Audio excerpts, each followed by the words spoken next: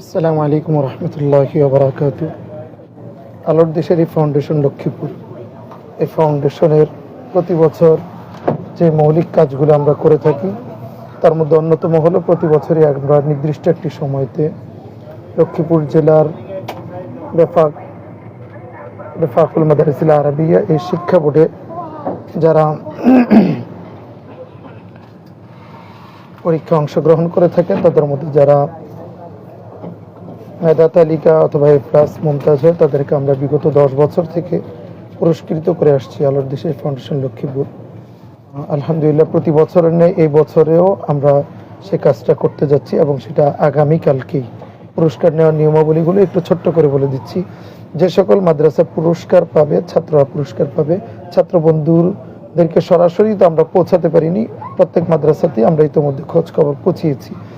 আমরা বিগত বছর মুমতাজ এবং মেধা তালিকা দুটোই দিয়ে থাকতাম। আজ থেকে 10 বছর আগে যখন শুরু করেছি তখন লক্ষ্মীপুর জেলাতে মুমতাজ ছাত্র ছিল 100। আমরা গত বছর মুমতাজ ছাত্র, মেধা তালিকা সব 500 জনকে পুরস্কার দিয়েছি।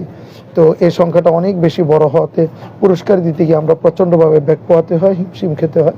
এজন্য আমরা আমাদের বড়দের সাথে পরামর্শক্রমে সিদ্ধান্ত নিয়েছি এবছর আমরা পুরস্কারের সংখ্যাটাকে একটু কমিয়ে আনবো।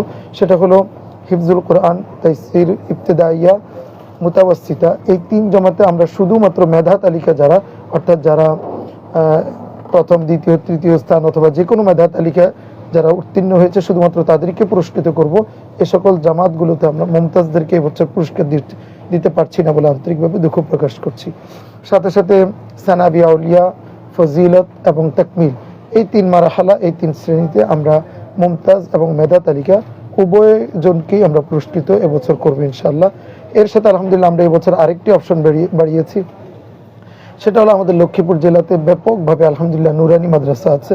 নুরানি মাদ্রাসাগুলো থেকে তৃতীয় জামাতে বোর্ড পরীক্ষা দিয়ে দেয় এবং তার একটা নিয়মাবলী হলো জেলার সেরা 10 জন, টপ 10 সেরা 10 জনের তালিকা ঘোষণা করা হয়। আমরা এই বছর সিদ্ধান্ত নিয়েছি জেলার সেরা 10 জন যারা, যে যেখান থেকে দেখছেন আমার আজকের এই লাইভ প্রোগ্রামটি, যে যেখান থেকে শুনছেন, আপনাদের সকলের কাছে অনুরোধ থাকবে সবার কাছে ছড়িয়ে দেওয়ার জন্য আপনারা এই লাইভটাকে শেয়ার করতে পারেন, দাওয়াত পৌঁছানোর জন্য শেয়ার করতে পারেন।